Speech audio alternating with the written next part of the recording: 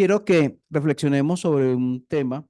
En esta oportunidad hemos estado haciendo devocional, el devocional que enviamos al grupo y bueno, otros también lo conocen, acerca del libro de Génesis y por varias semanas hemos estado hablando acerca de una persona que aparece ahí, que es José. Muy bien. Y cómo él se constituye en un tipo del Señor Jesucristo.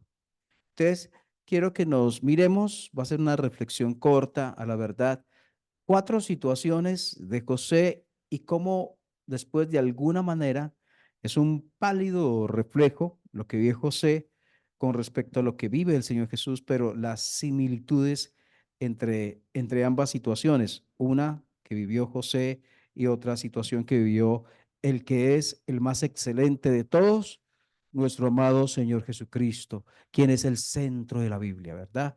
Quien es de quien se desprenden las verdades preciosas, desde Génesis hasta Apocalipsis, el personaje más importante es nuestro amado Redentor, nuestro Salvador, nuestro Señor. Entonces, las Escrituras tienen como centro la preciosa persona del Señor Jesús. Vamos a iniciar primero con situaciones de José en Génesis capítulo 37. Génesis capítulo 37.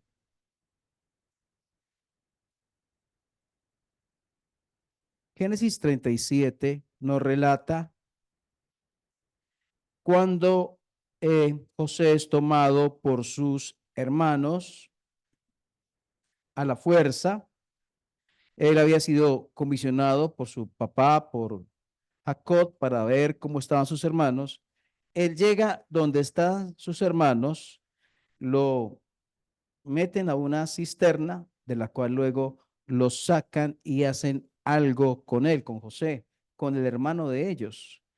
Eran 12, eh, tuvieron varias madres, es decir, unos eran hijos de una madre, otros hijos de otra, pero todos hijos de Jacob. José era hijo y Benjamín eran hijos de la amada Raquel. Dice versículo 28 de Génesis 37, y cuando pasaban los madianitas mercaderes, sacaron ellos a José de la cisterna y le trajeron arriba y le vendieron a los ismaelitas por 20 piezas de plata y llevaron a José a Egipto. Entonces, observe usted cómo José es vendido por sus hermanos. Entonces, ese es el primer punto. Él fue vendido por sus hermanos, el valor 20 piezas de plata y fue llevado a Egipto, no por voluntad propia, sino a la fuerza. José vendido por sus hermanos. Luego, en el mismo capítulo 37, dice, iniciando, dice versículo 3, hablando de los sentimientos de Jacob hacia su hijo, Jacob o Israel, ¿verdad? Llamaba Israel a José más que a todos sus hijos, porque lo había tenido en su vejez y le hizo una túnica de diversos colores. Y viendo sus hermanos que su padre lo amaba más que a todos sus hermanos, le aborrecían y no podían hablarle pacíficamente. Entonces, en primer lugar, fue vendido por sus hermanos y en segundo lugar, él era aborrecido, ¿cierto? Era aborrecido por ellos. ¿Les había hecho algo malo? No. Hay un versículo por ahí en Salmo, creo, que dice que sin causa me aborrecieron. Y se aplica también al caso de José sin causa. Él no les hizo nada malo. Él tuvo unos sueños, ellos pensaban que él estaba soberbio, pero realmente esos sueños fueron una revelación de Dios a la vida de José. Entonces, primero vendido y después aborrecido en el mismo capítulo, aborrecido, vendido. Luego, capítulo 38, cuando llega a Egipto, es puesto como esclavo de Potifar, donde luego le asigna la administración de su casa. Y la mujer de Potifar se enamora de, de José.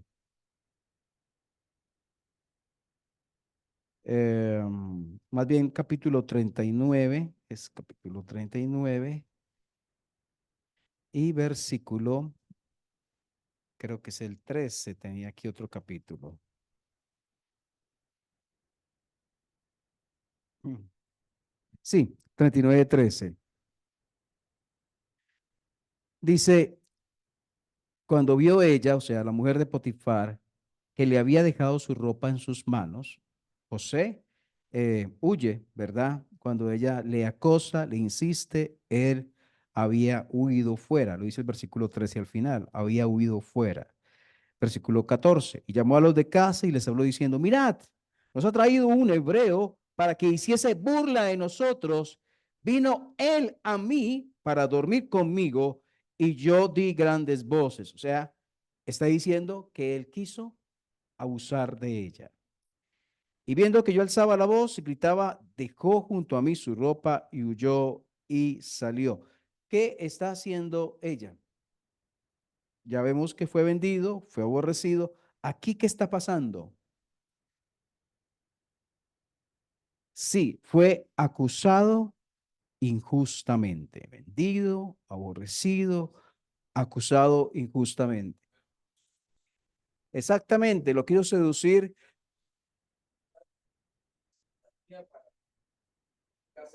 Exactamente, y lo calumnia. Entonces, vendido, aborrecido, acusado injustamente, obviamente después de tratar de seducirlo y no obtener lo que ella quería. Y vamos al capítulo 45 de Génesis.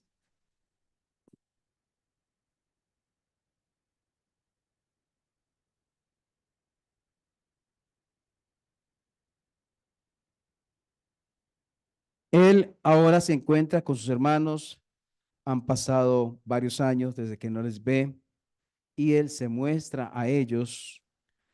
Y dice el versículo 4, entonces dijo José a sus hermanos, acercaos ahora a mí. Y ellos se acercaron y él dijo, yo soy José, vuestro hermano, el que vendisteis para Egipto. Ahora pues, no os entristezcáis ni os pese de haberme vendido acá, porque para preservación de la vida me envió Dios delante de vosotros. Pues ya ha habido 2 años de hambre en medio de la tierra y aún quedan 5 años en los cuales ni habrá arada ni ciega. Y Dios me envió delante de vosotros para preservaros posteridad sobre la tierra y para daros vida por medio de gran liberación. A veces no entendemos, pero Dios no se equivoca. A veces no sabemos por qué Dios hace lo que hace y cómo lo hace, pero Dios está pensando en el bien nuestro y en el bien de su precioso y amado pueblo, del pueblo de Dios. Todo esto que vemos de José fue vendido, fue llevado a Potifar, luego a la cárcel. Pensaría uno, no, este tipo está, pero de malas, ¿cómo es que hacen todo? No fue de malas, fue un propósito divino, donde estuvo obrando Dios en el corazón de él y donde le estuvo preparando y capacitando para el encargo que le daría luego como segundo después de Faraón. Y dice, ¿cuál es el propósito? Él lo entendió. Dice el versículo 5 allí llegando al final, para preservación de vida me envió Dios delante de vosotros. ¿Por qué? Porque Dios conocía lo que desconocía José, lo que desconocía Faraón, lo que desconocía Jacob, lo que desconocían los hermanos. Dios sabía que iba a pasar hacia el futuro y Dios sabía que iban a haber varios años de hambre, donde se requería que una persona estuviera en una buena posición en un país donde tuvieran provisión para que pudieran cuidar de su pueblo y no se murieran de hambre. Dios proveyó la solución antes de que el problema ocurriera. ¿Sí ven? Dios ya había establecido a una persona, lo había metido allá a Egipto, no sabemos cómo, no sabemos para qué, en ese momento no sabía para qué, en ese momento en que pasó, pero Dios tenía un propósito de bendición. Antes del problema, Dios ya había entregado la solución. ¿Sí es así? Entonces pensamos en que de alguna manera, dice, para preservación de vida, me envió Dios delante de vosotros. Eh, Pensamos de alguna manera José fue constituido como un salvador, como instrumento divino para salvar. Lo dice el versículo 7 también al final, para darnos vida por medio de gran liberación. Esta gran liberación la hace Dios a través de su instrumento José. Entonces, vendido, aborrecido, acusado injustamente y colocado para gran liberación como salvador de este pueblo, como instrumento de Dios para salvar. Ahora, vámonos y pensemos en nuestro amado Señor Jesucristo en Mateo 26.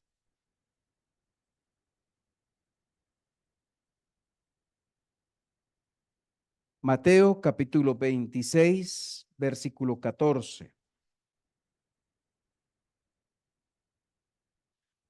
Ya al final del ministerio del Señor Jesucristo, dice 26, 14. Entonces uno de los 12, que se llamaba Judas Iscariote, fue a los principales sacerdotes y les dijo, ¿qué me queréis dar? Yo os lo entregaré. Y ellos le asignaron 30 piezas de plata. Y desde entonces buscaba oportunidad para entregarle. José fue vendido. El Señor Jesús también.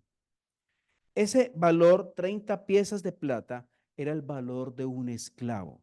Fue vendido por el valor de un esclavo, nuestro amado Señor Jesús. Él fue vendido.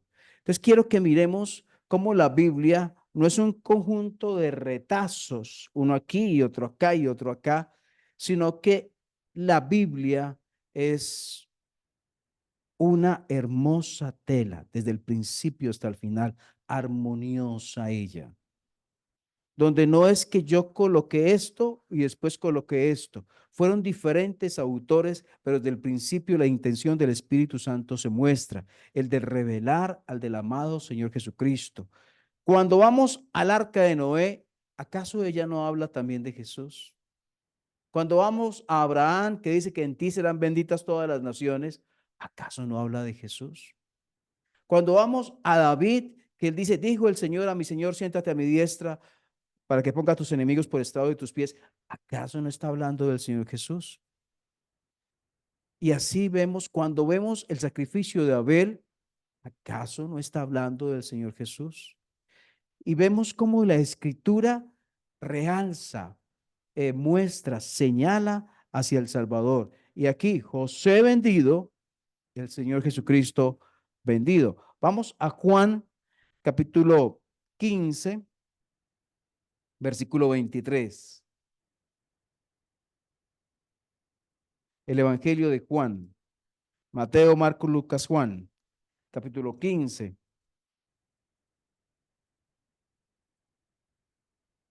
versículo 23. Dice, el que me aborrece a mí, también a mi Padre aborrece. Si yo no hubiese hecho entre ellos obra que ningún otro ha hecho, no tendrían pecado. Pero ahora han visto y han aborrecido a mí y a mi Padre. Pero esto es para que se cumpla la palabra que está escrita en su ley. Sin causa me aborrecieron. José fue aborrecido por sus hermanos, ¿verdad? Lo leímos. Jesús fue aborrecido. ¿Sí? ¿Sí o no? Claro que sí. Fue aborrecido. Sin causa me aborrecieron. El que sanó con sus manos preciosas, tocó y levantó vidas, dio vista a los ciegos. El que levantó al hijo de la viuda, el que sanó a sordomudos, el que libró a endemoniados, el que merecía la más grande exaltación y reconocimiento, en lugar de eso fue aborrecido, sin causa lo aborrecieron. Entonces, veíamos de José, vendido, aborrecido, vemos del Señor Jesucristo, fue vendido y también fue aborrecido. Obviamente, la comparación es José y nuestro amado Señor Jesucristo el gigante incomparable, que no hay igual a él. Volvamos a Mateo 26, versículo 59.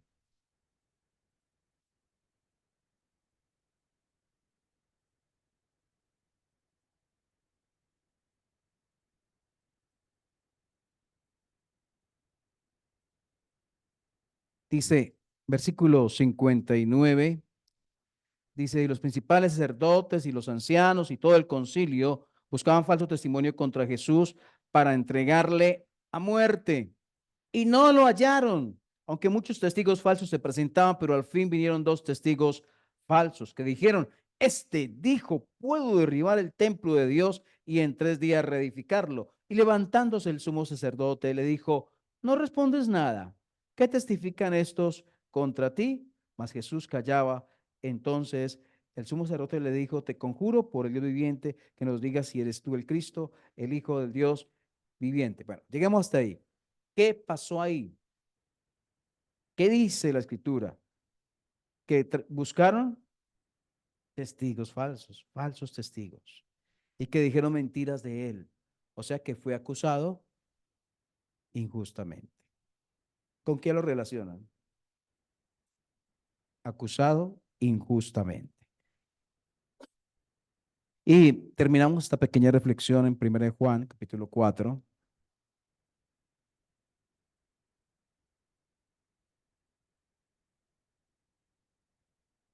Cuando hablamos de 1 Juan nos referimos a la carta allí llegando muy cerca a Apocalipsis. Primera carta de Juan, capítulo 4, versículo 13. Dice, en esto conocemos que permanecemos en Él y Él en nosotros, en que nos ha dado de su Espíritu. Y nosotros hemos visto y testificamos que el Padre ha enviado al Hijo, el Salvador del mundo. José fue enviado para gran liberación. José fue utilizado para preservar la vida del pueblo, pero el Señor Jesucristo, la importancia de su obra trasciende cualquier otra cosa que haya alguien hecho. Él realmente es el Salvador con ese mayúscula, el Salvador del mundo, el que vino a rescatar, quien se ofrece para el mundo entero hoy mismo, a todas las naciones, que el que en Él cree tiene vida eterna y no vendrá a condenación porque ha pasado de muerte a vida. Él es el Salvador incomparable y sin igual, a quien nosotros debemos admirar, seguir, vivir y servir a Él. Cristo no solo es una persona mencionada en la Biblia, Él es el centro de la Biblia. Él es el centro del mensaje evangélico cristiano. Él es el centro del texto de la doctrina de Génesis Apocalipsis. Él es la razón de ser de la escritura. Él es el Salvador. Él es la esperanza. Él es la vida. Cada una de las páginas de la Biblia es como expele, expide un olor fragante, un olor a Jesús. Él es el centro del corazón del Padre. Él es nuestra esperanza. Deberíamos suspirar por Él cada día. Nuestros corazones deberían adorarle cada vez más. Cada que le conocemos, que pasamos situaciones difíciles y que vemos su fidelidad, cada vez que nos sentimos débiles y vemos como Dios nos sustenta, cada vez más deberíamos admirarle y adorarle mejor a Él, al que merece la gloria. Oramos. Señor, gracias por esta pequeña reflexión que nos permites tener de tu palabra preciosa. Como, Señor, la Biblia no es un conjunto de fracciones colocadas allí a la fuerza, sino que ella es un todo, una armonía de principio a fin. Como un autor escribió Génesis, movido por ti, Señor. Otro escribió Mateo, movido por ti. Otro, Primera de Juan, movido por ti. Pero ¿cómo colocamos todos estos textos, Señor? Y cómo ellos nos muestran una misma foto, donde todos los colores armonizan el uno con el otro y donde destella la gloria del Señor Jesucristo. Señor, gracias, porque no seguimos fábulas, porque no seguimos mentiras, porque no seguimos ideologías, porque seguimos al Cristo vivo, a quien servimos, Señor, y a quien queremos aprender a servir mejor, de quien habla la Escritura, el que es el centro de la Biblia misma. Dios, gracias.